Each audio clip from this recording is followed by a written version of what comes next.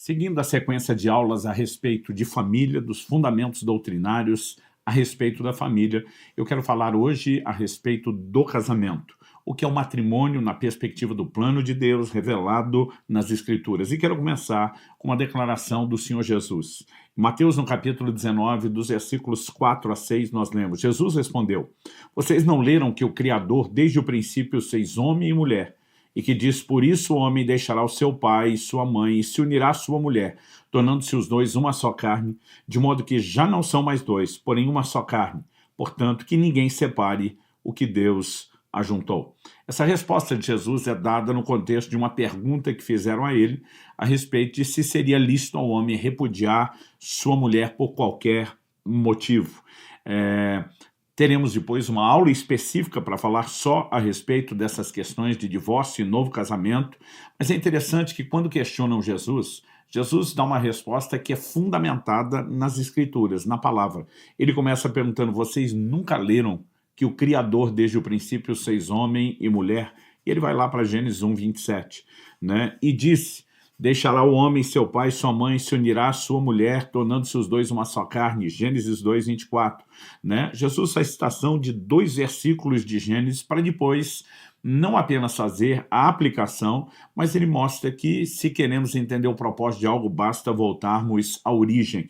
E é muito importante que a gente compreenda o que é, de fato, o casamento no plano de Deus. E a primeira coisa que eu quero começar afirmando, né, na construção do nosso raciocínio, é que o casamento é uma instituição divina. Foi instituído por Deus, foi estabelecido por Deus. Ele usa a expressão aqui, o que Deus ajuntou, né, falando a respeito de uma união que é divina. Né? A Bíblia diz que Deus criou homem e mulher, Deus estabeleceu que no devido momento o homem deixe pai e mãe, se una à sua mulher, para que então formem uma nova família, um novo núcleo familiar, e nós precisamos entender. O ponto de partida é reconhecer que é uma união divina. Aliás, quando falamos a respeito de uma união divina, falamos da família, da instituição em si. Né? Então, acredito que a melhor expressão, até mais do que só uma união divina, é uma instituição divina. Por quê? Quando muitas vezes falamos de casamento e matrimônio, alguns pensam meramente na cerimônia do casamento, né? Como se o casamento enquanto sacramento, que é uma linguagem antiga, né, fosse mera e simplesmente a cerimônia. E, na verdade, quando falamos sobre a cerimônia, não há nem base bíblica para dizer que a cerimônia do casamento tem que ser realizada na igreja nos moldes do que fazemos hoje. Obviamente, não estou falando contra isso, nós fazemos isso, mas não podemos simplesmente tentar inventar uma espécie de fé de que essa é a maneira bíblica, porque a palavra de Deus não fala sobre isso. Tudo que a Bíblia fala sobre casamento diz respeito às bodas, ou seja, às festas, à celebração. Há várias menções delas, né? Como a de Jacó, a de Sansão, as bodas de Caná. Então, à medida que nós olhamos para aquilo que a palavra de Deus fala, nós percebemos que há muito mais a ser entendido sobre a união em si do que meramente sobre a perspectiva de uma cerimônia que determina o começo ou o início dessa instituição que é divina. Quando Jesus esteve no casamento, lá nas bodas de Caná, a Bíblia nos mostra que ele foi chamado para participar de uma festa, mas nada, absolutamente nada, sugere uma celebração religiosa. Agora, repito, não há nada que proíba de fazê-lo.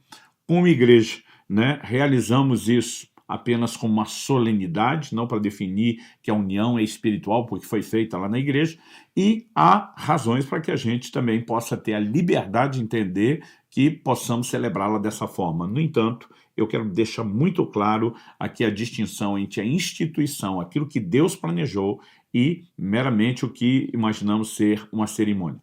Voltando na razão de tudo, Deus nunca quis que o homem estivesse sozinho.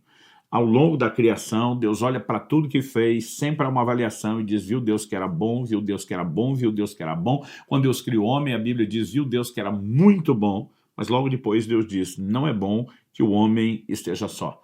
Então, ele cria a mulher, não como um improviso, ele põe em execução um plano, né, eterno, ele cria a mulher na sequência, e a Bíblia diz que determinou que ambos se unissem, constituindo família, né, e os abençoou para que pudessem ter filhos, multiplicassem, e a partir do casamento, Então, nós temos o estabelecimento da família que vai se multiplicar com a reprodução de filhos, como já falamos nas aulas anteriores. Bom, depois dessa avaliação de Deus dizer que tudo que criou é bom, o homem era muito bom e só o fato de estar sozinho é que não, nós precisamos entender que Deus, ao reconhecer que o homem não poderia estar sozinho, ele não queria dar apenas companhia.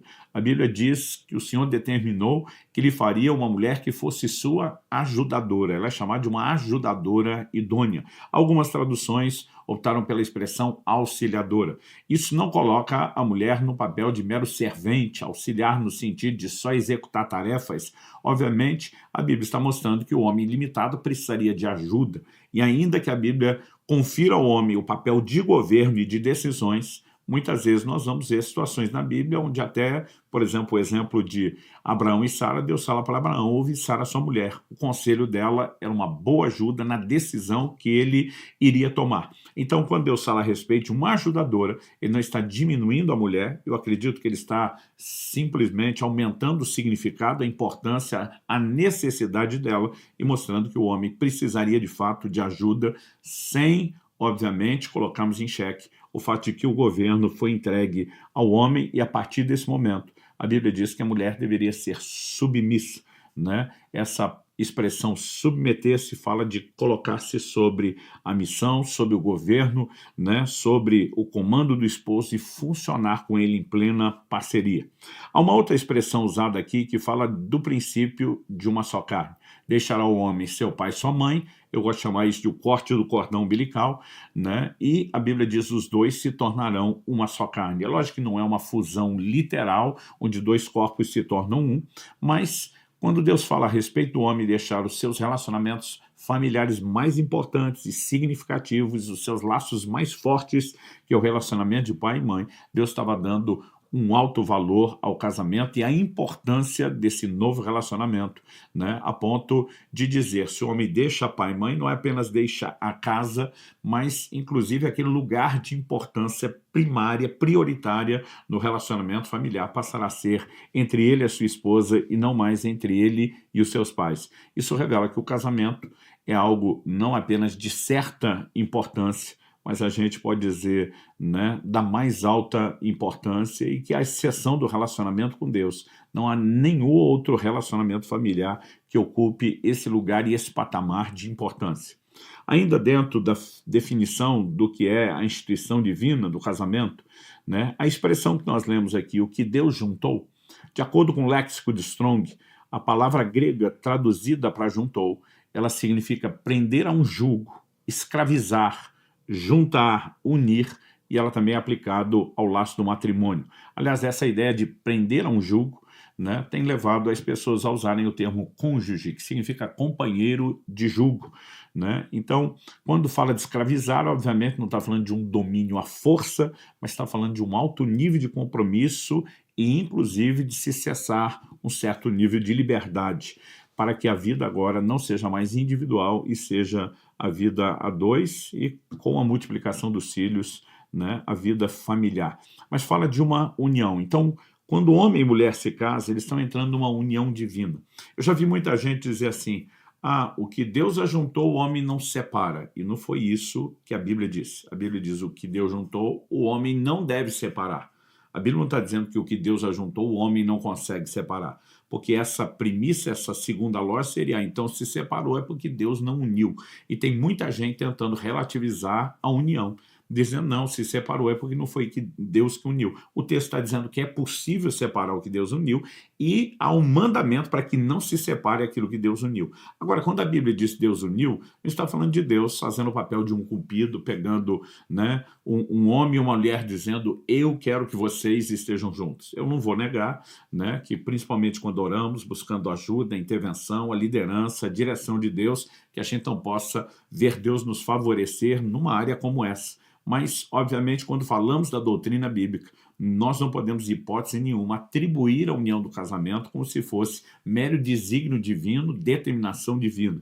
Quando a Bíblia fala o que Deus uniu, está falando de uma união geral, genérica, Deus determinou que o homem vá deixar pai e mãe e vá se unir a uma mulher. Qualquer que seja a mulher com quem o homem que deixa pai e mãe se unir, ele entrou numa união divina estabelecida por Deus.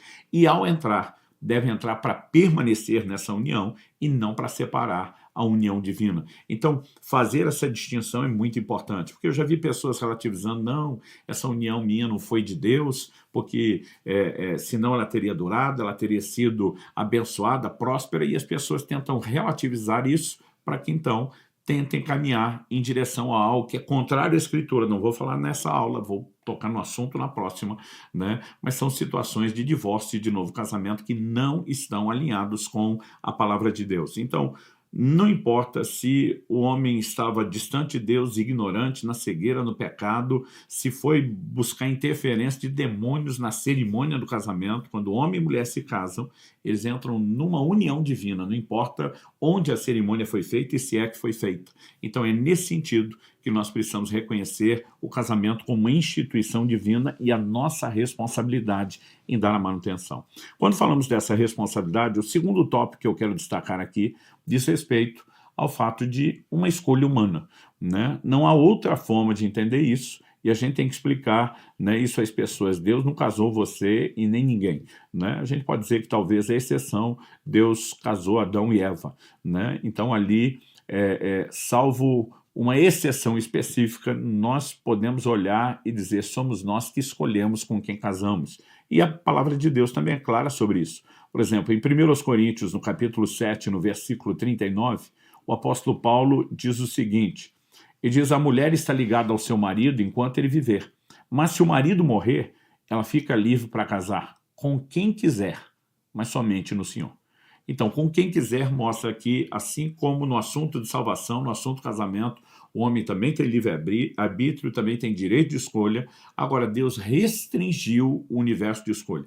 Ele disse, você pode escolher, mas vai escolher alguém que partilhe da mesma fé. Esse é outro assunto que, em tempos modernos, eu vejo sendo relativizado demais. Começando pelos pais que não educam, não orientam corretamente os seus filhos, né, dentro da igreja, dentro da casa de Deus, dizendo, olha, sua escolha mais importante na vida depois de Deus é o casamento. O casamento não deveria ser só uma união de pessoas, mas de propósito, né? E você tem que começar pelo fato de que há uma determinação divina estabelecida com clareza na palavra de que não se casa com alguém de outra fé, né? Isso tem sido o início de muita, mas muita confusão. Depois de 30 anos de pastorado, né, eu posso dizer de muita gente que entra com aquela mentalidade que a gente chama de namoro missionário. Não, mas eu vou ganhá-lo para Jesus. Digo, ganha primeiro, casa depois, né? Ah, mas nós estamos apaixonados. Eu falei, Deus estabeleceu uma restrição. Se está apaixonado, é desculpa para poder casar. Então, quem está casado apaixonou por outro, poderia então separar e casar com outra pessoa,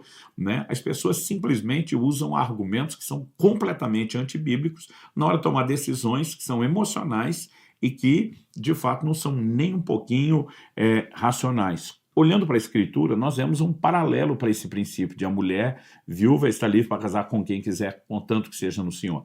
No Antigo Testamento, nós lemos em Números 36, de 6 a 8, que Zelofeade, um dos cabeças de uma das tribos de Israel, ele teve 6 filhas mulheres, ele não teve filhos homens. Então, a princípio, eles não foram arrolados na distribuição da terra, as filhas vão lá e dizer, poxa, não é certo, nosso pai também é da tribo, ele também tem direito, né? E nós queremos a nossa parte. E Moisés consultou o Senhor disse, elas têm que ser ouvidas, elas têm direito mesmo. Mas depois o restante da tribo, né, vai diante de Moisés do Senhor e diz, mas nós vamos ter um problema. Se elas se casarem com homens de outra tribo, então a nossa herança da nossa tribo vai ser reduzida e vai passar para outra. E Deus diz, o que eles estão falando também está certo, né? Então Deus estabelece meio que um consenso e diz, elas estão livres para casar com quem bem parecer aos seus olhos, contanto que seja na tribo de seus pais. Ou seja, Deus está dizendo, eu não vou escolher quem é a pessoa, mas eu vou restringir o universo da escolha.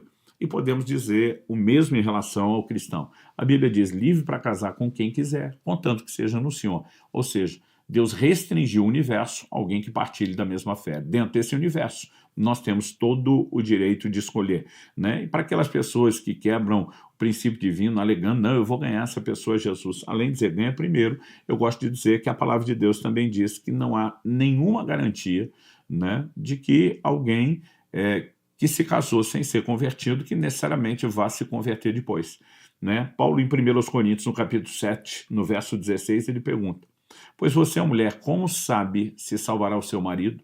Ou você é o marido, como sabe se salvará a sua mulher? Se houvesse garantia, ele não colocaria isso em xeque. Evidentemente, né, quando falamos de alguém que se converteu depois de casado e o cônjuge ainda não, aí é outra história. Estamos falando de entrar no casamento quando, né, a pessoa não partilha da mesma fé e do lado de cá o cristão tem uma orientação a respeito disso. Terceiro lugar, no livro de Hebreus, no capítulo 13, no verso 4, Deus nos chama a não apenas dar valor, mas honra ao matrimônio. E, ao mesmo tempo em que ele fala da importância do matrimônio como sendo digno de honra, ele também fala de juízo sobre aqueles que desonram.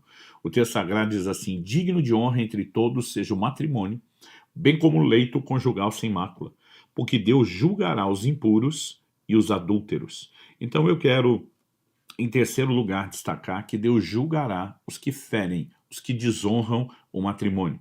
Deus não apenas reivindica para si a criação e a instituição do casamento, mas também defende essa união sagrada daqueles que o ferem. É basicamente isso o que o texto está falando, né? E, obviamente, aqui nós ainda podemos desdobrar dois tipos de pecados: impuros e adúlteros. A palavra adúltero fala especificamente, né, de pessoas que ferem a aliança conjugal, deixam a exclusividade, a fidelidade com o seu cônjuge, o parceiro da aliança matrimonial, para se envolverem, né, física e sexualmente com outra pessoa. E a Bíblia está dizendo: Deus vai julgar, né? Porque o casamento, ele deve ser uma união exclusiva entre homem e mulher. O apóstolo Paulo afirma com clareza isso em 1 Coríntios, no capítulo 7, nos versos 1 e 2, quando ele diz: quanto ao que me escreveram, é bom que o homem não toque em mulher. Digo que, por causa da imoralidade, cada homem tem a sua esposa e cada mulher tem o seu próprio marido.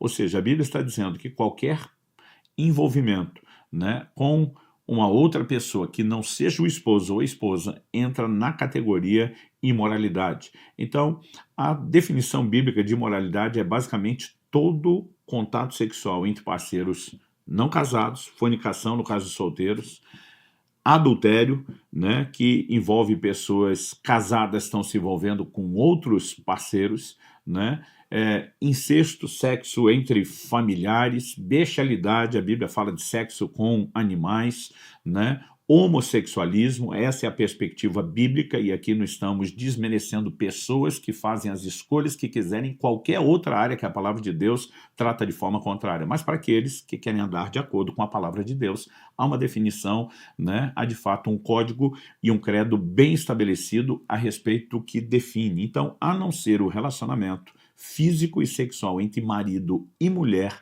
a Bíblia trata como imoralidade. E é importante que a gente olhe para essas coisas da forma correta, porque tudo aquilo que fere o padrão instituído por Deus pelo casamento atrairá juízo dele. A Bíblia não está dizendo que nós temos que exercer juízo em nome dele, não está falando de mensagem nem discurso de ódio da nossa parte, mas está dizendo que ele mesmo vai se encarregar disso, como em vários outros lugares da Bíblia, né? Nós lemos que haverá prestação de contas e que seremos responsabilizados diante do Criador pelas escolhas que fizemos.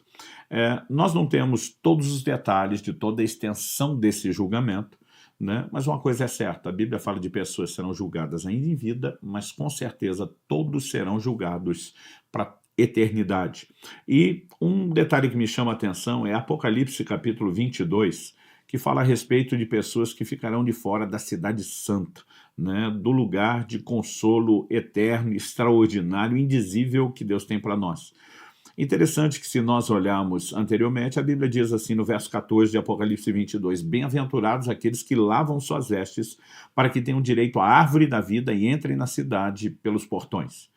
Então, se para entrar tem que lavar as vestes no sangue do Cordeiro, pressupõe-se que quem é que não entra? Quem não lavou as vestes. Mas o verso seguinte diz assim, fora ficam os cães, os feiticeiros, os impuros, os assassinos, os idólatras e todo aquele que ama e pratica a mentira. A Bíblia não está dizendo que apenas alguns pecados deixam as pessoas de fora. Obviamente, quem não for lavado com o sangue de Jesus não entra. Então, o que pressupõe-se é que a Bíblia está dizendo, mesmo daqueles que alegam ter sido lavados pelo sangue, se eles começarem a brincar com essas práticas, e entre elas, a expressão aqui aparece uma delas, impuros, né, que nós temos exatamente a raiz da mesma palavra imoralidade. Moralidade no grego é porneia, e a palavra aqui, impuros, é pornos. Então a Bíblia está dizendo que um desses juízos significa comprometer a nossa eternidade. Além da condenação eterna, e não há juízo, pior, a Bíblia sugere que Deus toma vingança, né, dessas questões ainda nessa vida. Em 1 Tessalonicenses, no capítulo 4 e no versículo 3, o apóstolo Paulo diz o seguinte: pois a vontade de Deus é a santificação de vocês, que se abstenham da imoralidade sexual. Já definimos o que se constitui imoralidade, agora a Bíblia está dizendo, se abstenham, que cada um de vocês saiba controlar seu próprio corpo em santificação e honra, não com desejos imorais, como os gentios que não conhecem a Deus. E que nessa matéria ninguém ofenda nem defraude o seu irmão, porque contra todas essas coisas, como antes avisamos e testificamos, o Senhor é o vingador. Então, o final do verso 6, né, está falando que Deus é vingador. Ele vai tomar vingança. O verso 7 reitera, pois Deus não nos chamou para a impureza, porneia, e sim para a santificação. Verso 8 diz, portanto, quem rejeita essas coisas não rejeita uma pessoa, mas rejeita Deus, que também dá o seu Espírito Santo a vocês. Então, ao olhar para essas declarações, nós percebemos que Deus não apenas instituiu o casamento, como também o defende, vai tratar com cada um, por ter ou não vivido de acordo com aquilo que ele estabeleceu. Em Malaquias, no capítulo 2, no verso 13, o Senhor diz, vocês cobrem o meu altar com choro, com gemidos, com lágrimas, e eu não vos ouço. O Deus que diz, invoca-me que te responderei, agora está dizendo, eu não vou ouvir nem atender vocês. Né? Imagina o povo questionando, por que não? E no verso 14, Deus responde, na verdade, o Senhor ainda diz, e vocês dizem, por quê? O Senhor diz, porque o Senhor foi testemunha da aliança entre ti e a mulher da tua mocidade com a qual tu foste desleal. Deus está dizendo, camarada, você não honra nem a aliança do casamento. E acha que agora, porque chorou no pé do altar, eu simplesmente vou lhe atender. Deus está dizendo, não, eu vou tratar com você da forma devida por conta do pecado praticado. E eu não falo, né, essas coisas por nenhum outro motivo, a não ser trazer à tona o ensino bíblico que está lá e não pode ser ignorado, a gente não pode fingir que não existe, né, e também para que a gente tenha o devido temor de por que Deus colocou essas verdades, essas orientações, essas revelações na palavra, para que isso trouxesse temor ao nosso coração. O casamento, diferente do que muitos imaginam, que seja uma espécie de prisão, de obrigação, de algo chato, que o amor acaba e desaparece. No plano de Deus, é um lugar de deleite. Essa é a quarta verdade que eu quero destacar aqui. Né? Deus não planejou o casamento para que ele fosse um peso, um lugar de tristeza, um lugar de dor. Apesar do fracasso de muitos, sabemos que o Senhor planejou o matrimônio para ser um lugar de deleite, de alegria, de realização. Né? Isso não significa que não haverá conflitos, que não haverá necessidade de ajustes, mas que a felicidade e a realização do casamento devem prevalecer sobre qualquer outro tipo de circunstância ou sentimento. No Antigo Testamento, quando os profetas anunciavam o juízo divino contra a nação de Israel por terem se rebelado contra o Senhor, pecado contra ele, se distanciado dele, usava-se a expressão, como você vai encontrar em, por exemplo, Jeremias 16:9, que Deus faria cessar a voz do noivo e da noiva, como uma forma de indicar que já não haveria mais alegria. Ou seja, Deus está atribuindo ao casamento alegria, e não apenas para a época do noivado. Em Deuteronômio, no capítulo 24, no verso 5, a Bíblia ainda fala de um homem que durante um ano inteiro, tão logo casasse, ele não sairia à guerra. A Bíblia diz assim, para promover a felicidade à mulher que tomou por esposa. Né? Então, o casamento não é um lugar onde a gente entra para ser feliz, mas para fazer alguém feliz, e Deus quer que a alegria esteja lá. Há pelo menos 3 dimensões de deleite dentro do casamento, dentro do matrimônio, que nós podemos destacar. Em primeiro lugar, né, o deleite físico. O matrimônio foi idealizado por Deus para que o casal desfrute de deleite físico, da plenitude do ato conjugal, o ato sagrado do sexo, e diferente do que muitas pessoas, né, acreditam, isso é legado do ensino da Igreja Romana, o casamento, ou o sexo dentro do casamento, não foi dado somente para a procriação. Né? Nós sabemos disso porque vários outros textos apontam numa direção bem diferente disso. Por exemplo, em 1 Coríntios, no capítulo 7, no versículo 5, Paulo diz, não se privem um ao outro, a não ser talvez por mútuo consentimento, por algum tempo, para se dedicarem à oração e depois retomem a vida conjugal, para que Satanás não tente em vocês por não terem domínio próprio. né? A frequência do ato sexual não é para procriação. Se fosse para procriação, né, 1, 2 relações, né, acontecendo aí por ano, a cada 2 anos, seriam suficiente. A Bíblia está falando de uma frequência que não é essa. Mas a questão não é nem só determinar a frequência, quer dizer que a frequência não está atrelada à reprodução, porque ela tem um outro propósito, né? A reprodução é um deles, mas não é, né, a essência ou o ato exclusivo, o motivo exclusivo pelo qual o deleite físico pode ser vivido. Em Provérbios, no capítulo 5, e no verso 18 e 19, nós lemos: seja bendito o seu manancial e alegre-se com a mulher da sua mocidade. Aqui a Bíblia não está falando só de alegria e deleite emocional, né? O verso 19 diz assim: corça amorosa, gazela graciosa, que os seios dela saciem você em todo o tempo, embriague-se sempre com as suas carícias. Então, a ênfase é exatamente aqui a área do deleite físico. Segundo lugar que nós podemos destacar é o deleite emocional. O livro de Eclesiastes fala a respeito de como viveremos a vida. E ele diz assim: aproveite a vida com a mulher que você ama todos os dias dessa vida fugaz que Deus lhe deu debaixo do sol. Porque essa parte que lhe cabe nessa vida pelo trabalho com que você se afadigou debaixo do sol, né? A tradução que eu estou lendo aqui, a Nova Almeida Atualizada, diz: aproveite a vida.